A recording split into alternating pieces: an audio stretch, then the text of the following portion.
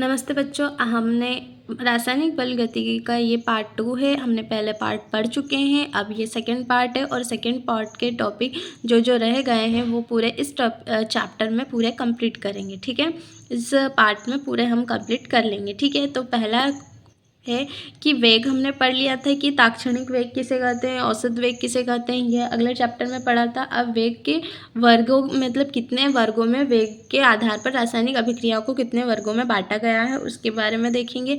तो ये भी बहुत सरल है। अभिक्रिया को 3 भागों में बांटा गया है: अति तीव्र गतियाँ, अति मंद गति अभिक्रिया और माध्यम गति अभिक्रिया।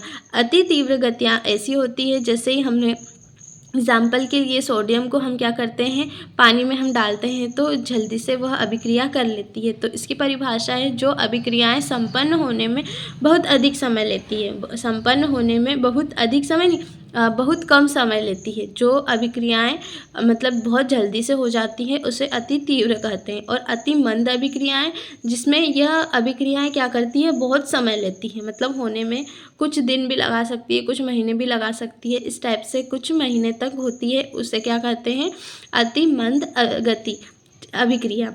ठीक है, माध्यम गति अभिक्रिया किसे कहते हैं, जो क्या करती है, अधिकांश अभिक्रिया मतलब ऐसी होती है जो कमरे के तापमान से होती है। जैसे हम बैठे हैं तो इसके मेजरमेंट के हिसाब से होती है। जैसे एग्जाम्पल के लिए हम फिनाइल की गोली जो हम कमरे के तापमान में कपड़ों पर रखते हैं तो वो जल्दी से क्या हो जाती है, जल्दी नहीं होती है, कुछ दिन लगाती है और वो क्या करती है, उड़ जाती है।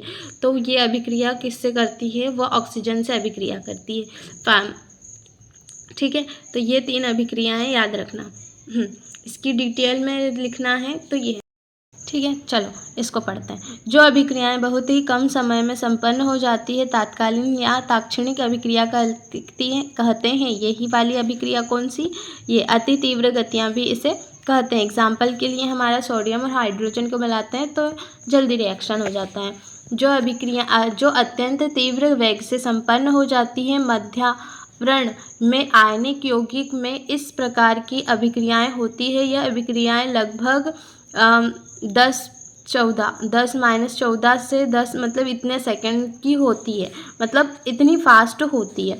अत्यंत मंद अभिक्रियाएं, जो अभिक्रियाएं संपन्न होने में बहुत अधिक समय लेती है, अति मंद गति अभिक्रियाएं कहलाती है। ऐसी अभिक्रियाएं संपन्न होने में कई दिनों या महीनों या वर्षों का समय भी लगा सकती है। उदाहरण के लिए हमारा लोहे में जंग लगना। एग्जाम्पल दिया है कि लोहे में जंग किस टाइप से लगता है, इसका फॉर्मूला मध्य गति अभिक्रिया। अधिकांश अभिक्रियाएं ऐसी होती है जो मानवीय गतियों से कमरे के ताप पर संपन्न होती है। इन्हें माध्यम गति अभिक्रियाएं कही जाती है। रासायनिक बल गतिकी के अंतर्गत इस श्रेणी की अभिक्रियाओं का अध्ययन किया जाता है। ठीक है, इतना ये टॉपिक हमारा क्लियर हो गया। अब अभिक्रिया को प्रभावित करने वाले कुछ कारक हैं। तो कारक है अभिकारकों का सांद्रण, ताप, प्रकृति, पृष्ठ क्षेत्रफल, दाब, विकिरण, उत्प्रेरक। इतने कारक हैं, इनको हम एक एक करके डिटेल में समझेंगे। कुछ कारक है, मगर हमको अगर किसी को सरल रूप में लिखना है तो देखिए, पहले तो ये जानिए कि अनुपात, समानुपात और अपना व्युत्क्रमानुपाती क्या होता है।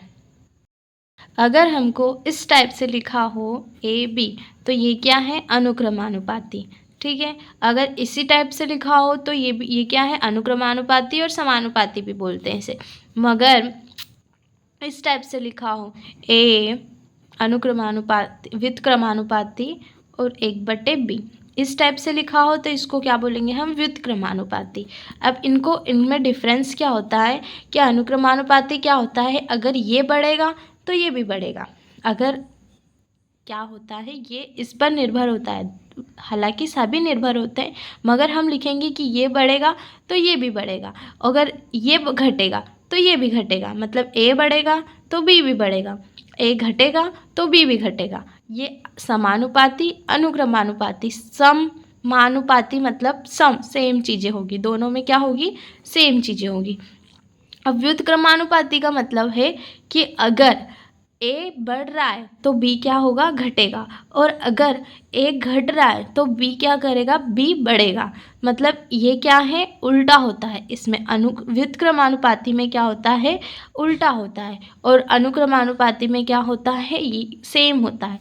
सेम चीज़ें होती है और ये क्या होता है, उल्टी चीज़ें होती है। मतलब ये बढ़ेगा तो ये घटेगा, ये घटेगा तो ये बढ़ेगा। और इसमें क्या होगा, ये बढ़ेगा तो ये भी बढ़ेगा, और ये घट रहा है तो ये भी घट रहा है। इसका मतलब समझ में आया।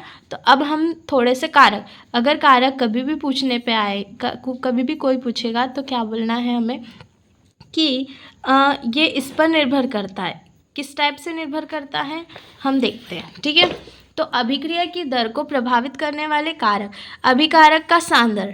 अगर अभिक्रिया की दर को मतलब यदि अभिकारक की सांद्रण बढ़ेगी तो अभिक्रिया की दर भी क्या होगी, बढ़ेगी। अगर अभिकारक का ताप बढ़ेगा तो अभिक्रिया की दर भी क्या होगी, बढ़ेगी।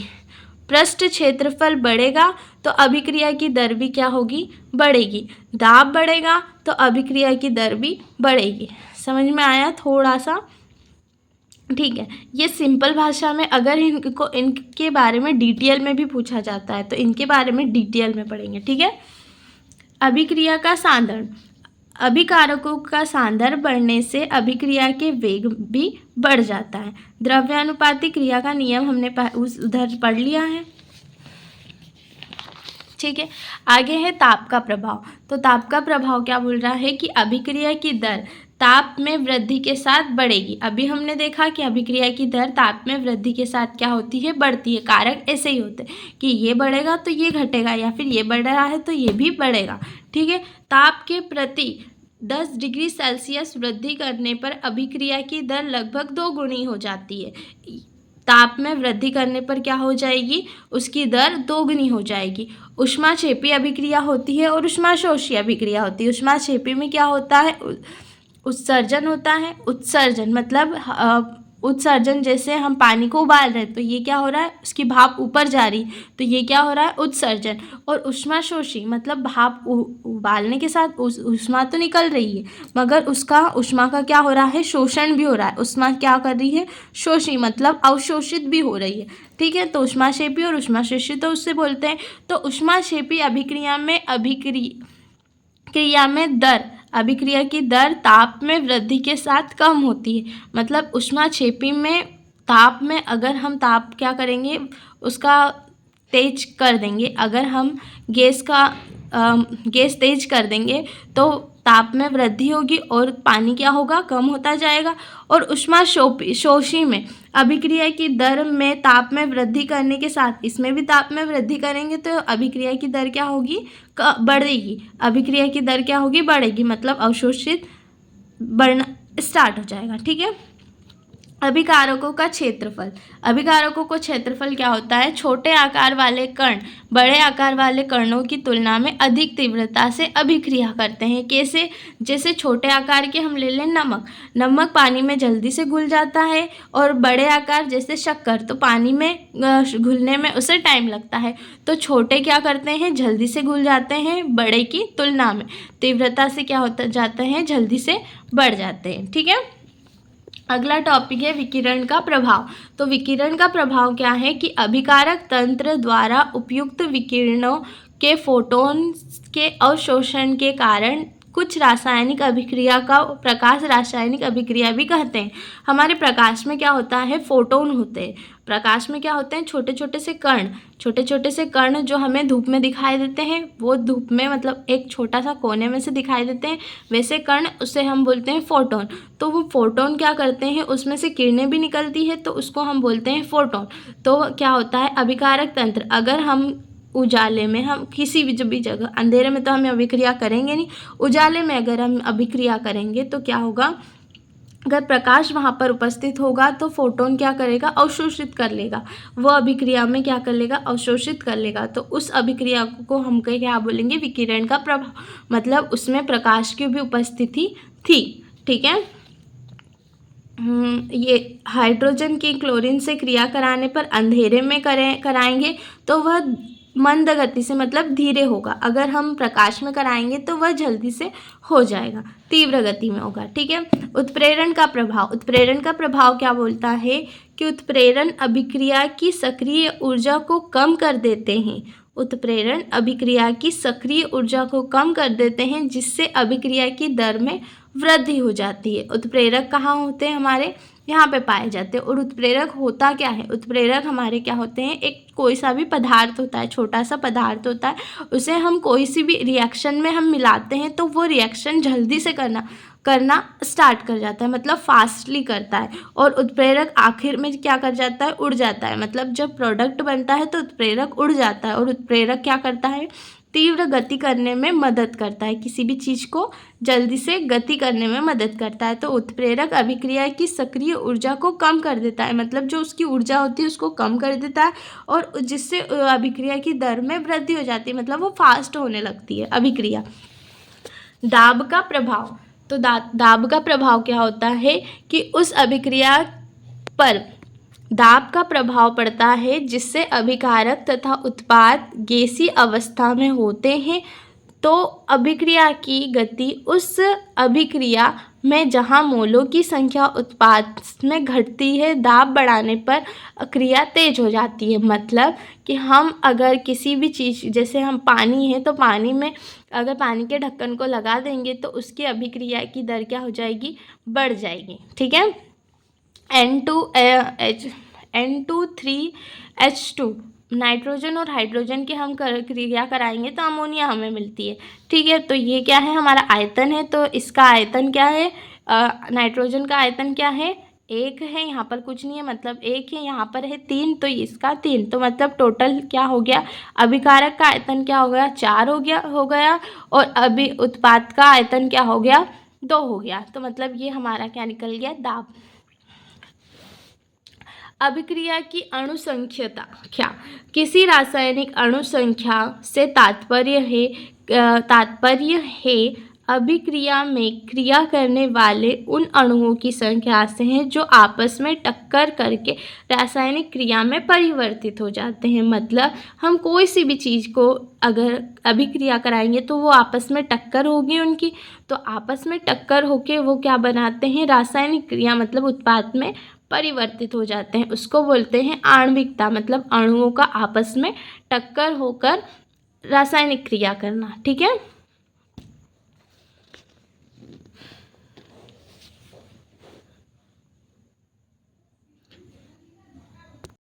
तो बच्चों अभिक्रिया की कोटि, अभिक्रिया की कोटि हम किसे कहते हैं ये देखेंगे। तो हमें सबसे पहले पता होना चाहिए, हमें पता है कि ये क्या है? हमारे अभिकारक है, ये हमारे क्या है? अभिकारक है। और ये अभिकारकों से क्या बनता है? उत्पाद बनता है। अभिकारक क्या है? ए छोटा है। ए मतलब जैसे हम हाइड्रोजन के साइड में 2 लगाते हैं फिर O लिखते हैं, उसी टाइप से हमने ये 2 की जगह A लिखा है। बी सी और बना हमारा प्रोडक्ट। प्रेक्षित दर समीकरण, ये क्या निकालेंगे हम? प्रेक्षित दर समीकरण। प्रेक्षित दर समीकरण कैसे निकालते हैं ये देखेंगे। तो ये क्या है हमारा? अभिकारक क्या है? A B और C, ये हमारे क्या है? अभिकारक है। और अभिकारक की घात, इनको कहाँ लगाएंगे हम? इसकी घातों पर। कहाँ लगाएंगे हम? इनकी घातों पर, A B C। ठीक है। अभिक्रिया की दर अनुक्रमानुपाती, और ये क्या है हमारा? सक्रिय मात्रा। ये क्या है? हमारे अभिकारक, और इसकी घात, ये क्या है? हमारे घात है। अब अभिक्रिया की कोटि किसे कहते हैं ये पढ़ेंगे। तो प्रेक्षित दर समीकरण, ये हमारा हुआ प्रेक्षित दर समीकरण। प्रेक्षित दर समीकरण में सांद्रण पदों पर लगाए जाने वाला, इनको हम बोलेंगे सांद्रण पद। क्या बोलेंगे? सांद्रण पद। तो सांद्रण पदों पर लगाए जाने वाले घात, ये क्या है? हमारी घातें हैं। तो सांद्रण पद की घातों पर लगाई जाने वाली घात है। इन घातों का योग, क्या बोलेंगे? कि इन घातों का योग अभिक्रिया की कोटि कहलाता है। अच्छे से देखेंगे। अभिक्रिया दर समीकरण, हमारा ये अभिक्रिया दर समीकरण के पदों, सांद्रण पदों, ये हमारी सांद्रण, तो सांद्रण पदों पर लगाए जाने वाले घातांकों का योग अभिक्रिया की कोटि कहला रहा है। ठीक है। अभिक्रिया की कोटि कहला रहा है। एक उदाहरण देखेंगे हम हम अभिक्रिया की कोटि को एन से दर्शाएंगे, ठीक है, एन से दर्शाएंगे अभिक्रिया की कोटि। एग्जाम्पल है NaH, मतलब ये पूरा एग्जाम्पल है। अब एग्जाम्पल में M2 मतलब अणु संख्या, इसकी अणु संख्या कितनी है वो निकली है, ठीक है। अब प्रेक्षित दर समीकरण, अणु संख्या निकालते सबको आता है, हाँ। अब प्रेक्षित दर समीकरण कैसे निकला है कि इसकी क्या है घात 1 है और इसकी घात क्या है 1 है, तो दोनों की घातों का योग, तो ये क्या हमारे निकल गई अभिक्रिया की कोटि। ये क्या निकल गई हमारी अभिक्रिया की कोटि, 1 और 1 2 हुई, तो अभिक्रिया की कोटि हमें निकल गई है, ठीक है। अब के कहाँ से आया कि अनुक्रमानुपाती को हटाते हैं तो हम के एक स्थिरांक लगाते हैं, ठीक है। अणु संख्या निकालते आता है, यहाँ पर क्या है 1 है, अणु संख्या क्या है यहाँ पर 1 है और यहाँ पर अणु संख्या क्या है 1 है, तो दोनों की 1 और 1 क्या होगा 2, तो अणु संख्या हमारी क्या आ गई 2 आ गई। उसी तरह से यहाँ पर अणु संख्या कितनी है 1 है, यहाँ पर अणु संख्या कितनी है 2 है, तो 1 और 2 मिलाकर अणु संख्या कितनी आ गई 3 आ गई, ठीक है। ये अणु संख्या आ गई। और अभिक्रिया की दर कोटि, अभिक्रिया की कोटि कैसे निकालेंगे, इनको लिखेंगे, तो इसकी अभिक्रिया की कोटि कितनी होगी, इसकी अभिक्रिया की कोटि कितनी है 1 है और इसकी अभिक्रिया की कोटि क्या है 2 है।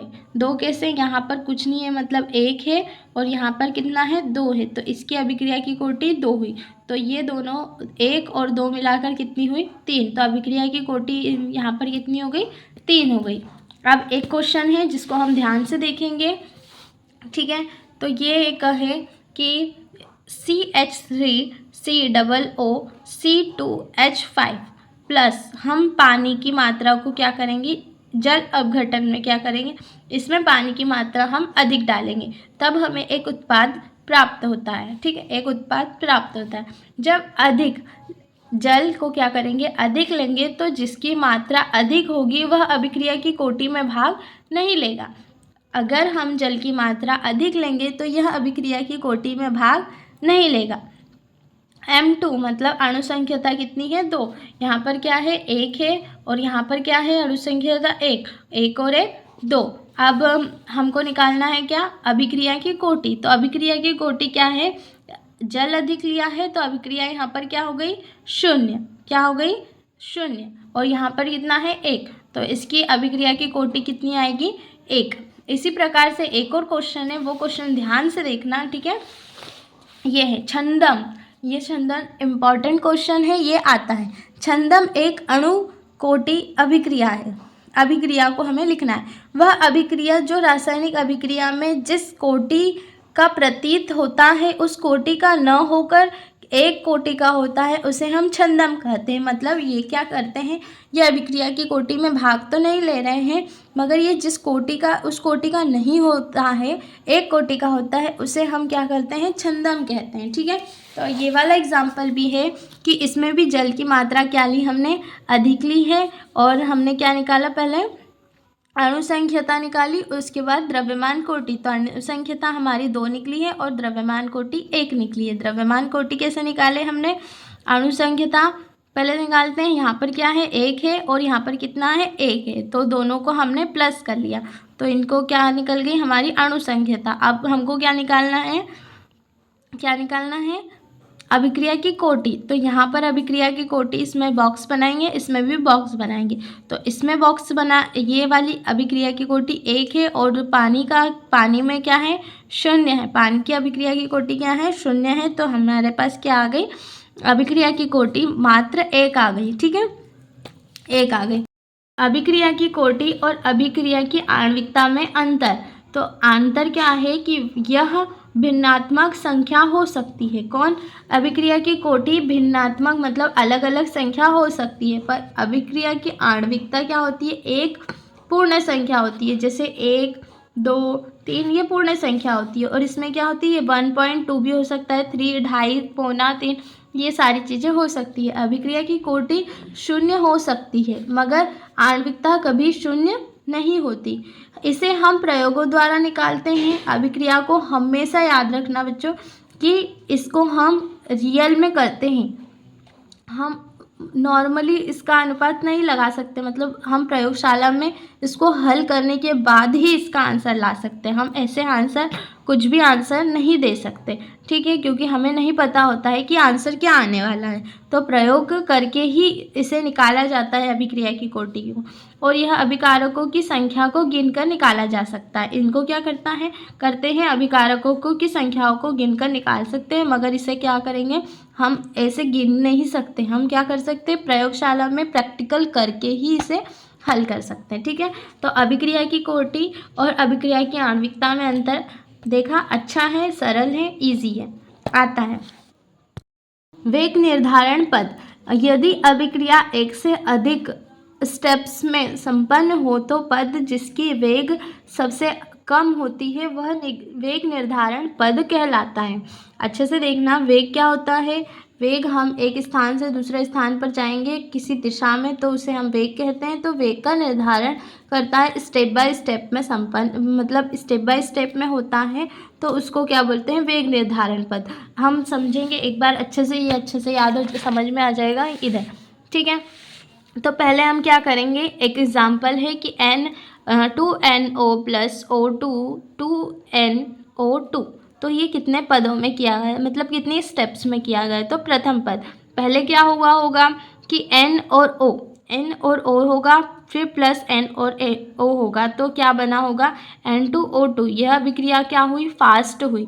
और द्वितीय पद में क्या हुआ, ये जो बन चुका है उसको हम O2 से क्या करेंगे, अभिक्रिया कराएंगे तो उत्पाद प्राप्त होगा। तो ये जो अभिक्रिया है वो क्या थी, स्लो थी, ठीक है। इसी प्रकार अगर एक और चीज़ देखेंगे कि हमने जिससे पहले क्या किया, पहले पद में हमने H2 + O बनाया, तो H2O बना। अब कोई सी और अभिक्रिया कराएंगे, जैसे हमने यही वाली अभिक्रिया क्या की थी, इधर अभिक्रिया करी थी, तो ये स्टेप क्या हो गई, ये स्टेप 2 हो गई, और ये वाली स्टेप क्या हो गई, 1 हो गई। तो एक 2 स्टेप्स में हुई है। उसी तरह से क्या बोलेंगे इसको कि यदि अभिक्रिया एक से अधिक स्टेप्स में संपन्न हो रही है तो वे पद वेग सबसे कम होगा और वेग निर्धारण पद कहलाएगा, ठीक है।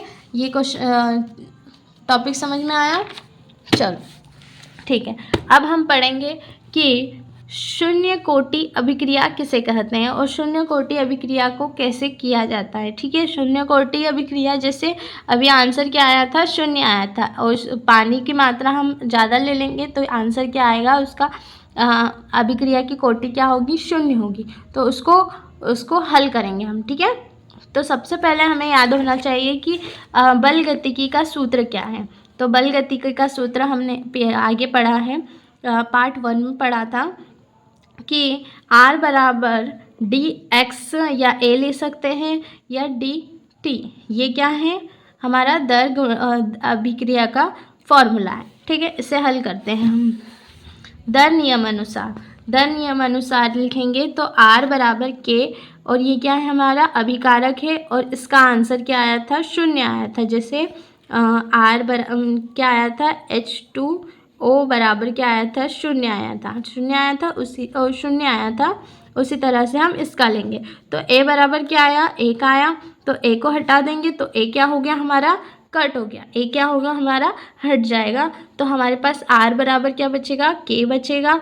अब ये वाला पहला समीकरण हमने नाम दे दिया बल गतिकीय दर समीकरण। तो बल गतिकीय दर समीकरण हमारे पास ये है, तो ये लिख देंगे पूरा। अब 1 में 2 का मान रखेंगे, तो 1 में 2 का मान रखा तो मतलब K बराबर हमने क्या लिखा, R का मान रखा, K लिखा, और R का जो मान है पूरा का पूरा ये मान रख दिया। अब dx को किधर कर देंगे, इधर ले आएंगे, dx को जहाँ है वहीं पर रहने देंगे, dx को यहीं पर रहने देंगे, बाकी सबको क्या करेंगे, हम इस साइड ले जाएंगे। तो ये इनटू में है तो ये कहाँ चले, ये भाग में है तो ये कहाँ चले जाएगा, गुणा में चले जाएगा, ठीक है। ये यहाँ से यहाँ, और dx क्या है, वहीं का वहीं है, ठीक है। नहीं समझ में आया तो dx ऐसा का ऐसा यहाँ पे था तो बराबर k भी वैसा का वैसा, अब इसके बटे में है तो dt, ठीक है। तो इसको हमने पलटा दिया। समाकलन, अब समाकलन करने पर क्या होता है कि समाकलन हम करते हैं तो समाकलन का चिन्ह लगाया जाता है। तो समाकलन का चिन्ह dx लिखा, k समाकलन का चिन्ह dt, जहाँ पर c एक समाकलन स्थिरांक है, c एक समाकलन स्थिरांक है, तो समाकलन को हटाकर हम क्या लगाएंगे, c लगाएंगे और c को भी हटाएंगे और c के साथ हमारे पास जहाँ जहाँ d है वो भी क्या करे हो जाएगा, हट जाएगा। तो x d यहाँ पर था तो d हट जाएगा, तो x बचेगा बराबर के टी, यहाँ पर डी है तो डी हट जाएगा। समाकलन की जगह हमने प्लस में 2 लगाएंगे, प्लस में क्या करेंगे, 2 लगाएंगे, डी हट जाएगा और प्लस में 2 लगाएंगे, डी हट जाएगा और प्लस में 2 लगाएंगे, याद रखना, ठीक है। अब प्रारंभिक समय में क्या हुआ था, डी बराबर 0 था, एक्स बराबर 0 रखेंगे, ठीक है। तो ये जो आंसर आया है तो डी बराबर क्या रखेंगे, 0 रखेंगे और एक्स बराबर भी क्या रखेंगे, 0। एक बार एक्स बराबर देखेंगे, ठीक है। तो सूत्र फॉर्मूला पहले हम लिख लेते हैं कि क्या था फॉर्मूला। तो x बराबर था, बराबर 0 रखना है हमें, और k तो वैसा का वैसा, t बराबर 0 रखना है प्लस c, ठीक है। तो इसकी जगह 0 रखा, इसकी जगह 0 रखा, तो क्या बचा हमारे पास k इंटू सी। तो k इंटू सी मतलब ये k का इंटू जब होता है तो चीज़ें क्या होती है, शून्य में आती है, तो हमारे पास ओनली बचा है c, तो c लिखा और 0 में 0, तो c का मान समीकरण 3 में रखेंगे। अब समीकरण 3 में रखेंगे, 3 समीकरण कौन सा है, ये वाला है, ठीक है, ये वाला 3 समीकरण है, तो इसका मान 3 में रखेंगे। तो x बराबर c बराबर क्या होता है, 0 हुआ। तो c का मान रखने पर, तो c का मान तो हमारे पास 0 है, तो यहाँ पर क्या आ जाएगा, 0 आ जाएगा। तो k को क्या करेंगे, हम पक्षांतर करेंगे, तो x t क्या चले जाएगा, बटे में चले जाएगा, तो इनका क्या किया, पक्षांतर किया, तो k बराबर x बटे t। शून्य कोटि अभिक्रिया की दर स्थिरांक समीकरण ये बना, ठीक है। दर स्थिरांक समीकरण याद रखना कि k बराबर x बटे t बना है हमारा। k क्या है, दर स्थिरांक है, t समय है, ए क्या था हमारा, अभिकारक की प्रारंभिक सांद्रता, x क्या था हमारा, अभिकृत मात्रा था, ठीक है। इतना समझ में आया, क्वेश्चन सरल है, एक बार अच्छे से देख लो, ठीक है।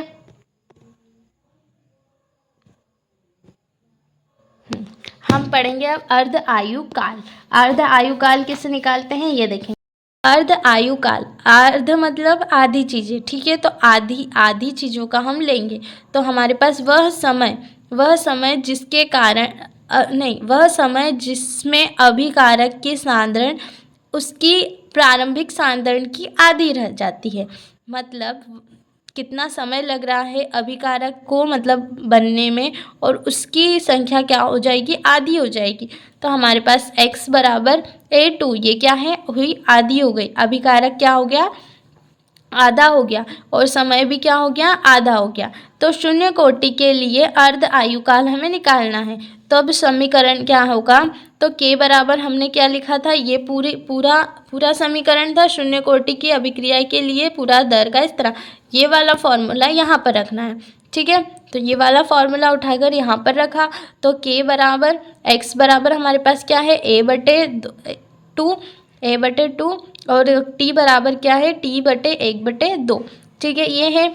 तो हम क्या करेंगे, 1/2 a बटे 2 है, तो a बटे 2 है, और बटे में उसके क्या है हमारे पास, t बटे 1/2, ठीक है। तो इसको क्या करेंगे, हम इनटू में ले जाएंगे, इसको क्या करेंगे, हम बराबर में कर लेंगे, ठीक है। तो इन दोनों को कहाँ ले जाएंगे, इधर की साइड ले जाएंगे, ठीक है। तो इन दोनों को इधर की साइड ले गए, तो इस टाइप से हो गया, इस टाइप से हुआ कि नहीं, हाँ, 1/2 और ये 1/2, 1/2 और 1/2, या फिर इस बराबर को हटाकर हम क्या लगाएंगे, अनुक्रमानुपाती का चिन्ह लगा देंगे, ठीक है। ये इतना इजी था, बहुत ज़्यादा इजी था, बस उसमें क्या करने थे, हमें अर्ध आयुकाल के मान रखने थे, सबसे इजी क्वेश्चन है, ओके। अर्थात शून्य कोटि अभिक्रिया का अर्ध आयुकाल अभिकारक की सांद्रण के समानुपाती होता है। अभिक्रिया की सांद्रण और समानुपाती, ये क्या है हमारा, समय, अर्ध आयुकाल, ये क्या है हमारा, अर्ध आयुकाल, ठीक है। अर्ध आयुकाल उस किसके, अभिकारक की सांद्रण के समानुपाती होता है, ठीक है।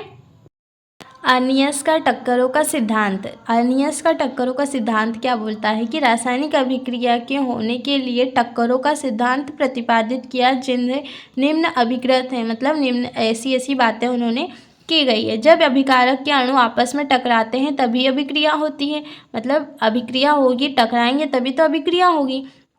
ठीक है, आपस में ये लोग टकराते हैं। जब अणुओं का उपयुक्त दिशा में टकराना, मतलब एक ही दिशा में टकराना, इधर उधर नहीं टकराना, मतलब उसकी जो दिशा है उसी से वह टकराते हैं। ठीक है, अभिक्रिया संपन्न होने के लिए अणुओं के पास इतनी ऊर्जा होना चाहिए कि वह सक्रिय संकुल बना सकें, मतलब उनके पास ऊर्जा होनी चाहिए कि वो एक बॉक्स टाइप सक्रिय संकुल बना सकें। ठीक है, उनमें इतनी ऊर्जा होनी चाहिए।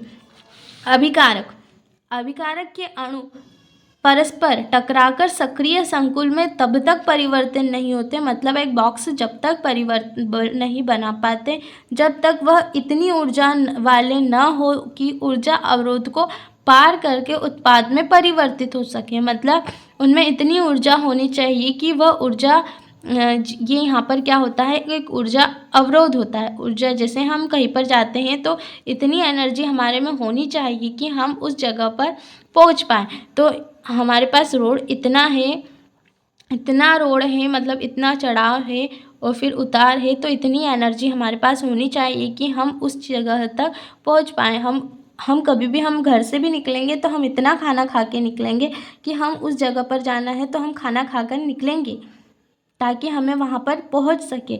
अगर हम बिना खाए जाएंगे तो हम कहीं पर भी अटक सकते हैं, इसलिए हम पहले से सोच समझ कर वो इस जगह पर हम जाते हैं। ठीक है, तो वो भी पहले से सोच समझ कर क्या करते हैं, वहाँ तक पहुँचते हैं। तो ऊर्जा अवरोध को पार कर सके, उत्पाद में परिवर्तित कर सकते। दहली ऊर्जा क्या होती है ये भी समझाऊंगी मैं।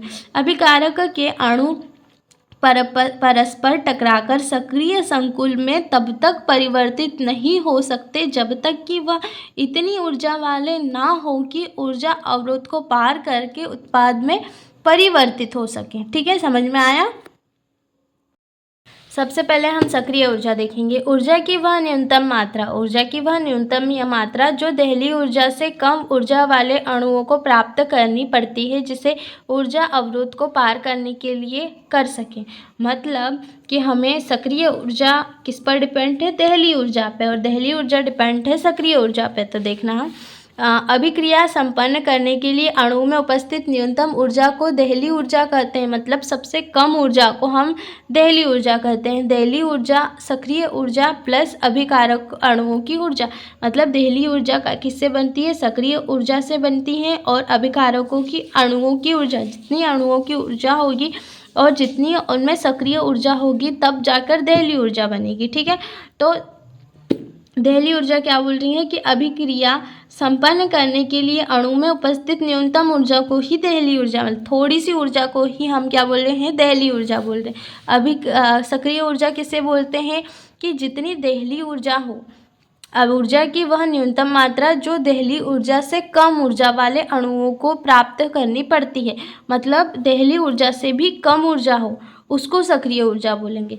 दहली ऊर्जा से भी क्या होनी चाहिए, इतनी दहली ऊर्जा होनी, इतनी सक्रिय ऊर्जा होनी चाहिए और इतनी क्या होनी चाहिए, दहली ऊर्जा। जब इतनी दोनों में होगी तब जाकर वो उस अणु को क्या करेंगे, अवरोध को प्राप्त कर सकते हैं। वह न्यूनतम ऊर्जा जिसमें पार करने के बाद भी अभिकारक उत्पाद में परिवर्तन हो सके ऊर्जा अवरोध कहलाता है। समझ में आया। ऊर्जा अवरोध क्या होता है, यहाँ पर पाया जाता है, और दहली ऊर्जा से उससे क्या हो जाता है, पार हो जाता है, तब जाकर उत्पाद बन जाता है हमारा। ऊष्माक्षेपी अभिक्रिया और ऊष्माशोषी अभिक्रिया सभी को वैसे तो याद होती है, पर अभी और बता देती हूँ कि ऊष्माक्षेपी अभिक्रिया में क्या होता है, ऊष्मा क्या करती है, ऊष्मा निकलती है। ऊष्मा क्या होती है, निकलती है। जैसे हम पानी को उबालते हैं तो पानी में से ऊष्मा निकलती है, इसी को हम बोलेंगे ऊष्माक्षेपी अभिक्रिया। ऊष्माशोषी अभिक्रिया जिसमें उसका अवशोषण होता है, पानी का क्या होता है, अवशोषण होता है, तो उसी अवशोषण को बोलेंगे ऊष्माशोषी अभिक्रिया। ठीक है। ताप गुणांक किसे कहते हैं, ताप में वृद्धि के से रासायनिक अभिक्रिया की दर में वृद्धि हो जाती है। अगर हम कभी गैस पर किसी भी चीज़ को हम सब्जी बना रहे हैं तो ताप, मतलब उसकी मतलब गैस हम तेज कर देते हैं तो वो जल्दी से पकने लग जाती है। तो 10 डिग्री सेल्सियस ताप वृद्धि करने पर अभिक्रिया की दर दुगनी या तिगुनी हो सकती है, मतलब मद्दा रहेगा गैस तो क्या होगा, मतलब कम जल्दी से मतलब सब्जी बनेगी। अगर हम उसकी टेम्परेचर तेज कर देंगे तो वो क्या हो जाएगी, अभिक्रिया की दर क्या हो जाएगी, बढ़ जाएगी, जिससे क्या होगा, ताप में वृद्धि होगी। ताप में वृद्धि होगी तो क्या होगा, प्रोडक्ट जल्दी जल्दी बनेगा। ताप में वृद्धि के साथ दर स्थिरांक में भी वृद्धि होती है। हम ताप में जैसे ही वृद्धि करते हैं तो दर स्थिरांक में भी वृद्धि हो जाती है। किसी अभिक्रिया की दर 10 डिग्री सेल्सियस अंतराल पर दर स्थिरांकों का अनुपात ताप गुणांक कहलाता है। मतलब 10 डिग्री अंतराल पर दर स्थिरांकों का अनुपात ताप गुणांक कहलाता है। ताप गुणांक के क्या है हमारा, दर, के क्या है हमारी दर है, और 10 डिग्री सेल्सियस, ठीक है, बढ़ाया तब जाके ये मिले, दोगुनी बढ़ाएंगे तब जाके हमें मिलेगा, ठीक। 10 डिग्री ताप बढ़ाने पर अभिक्रिया की दर दुगनी हो जाती है। ये चैप्टर कंप्लीट हो चुका है। इसके आगे का चैप्टर चाहिए तो हमारे चैनल को लाइक, फॉलो और कमेंट ज़रूर करना कि कैसा लगा।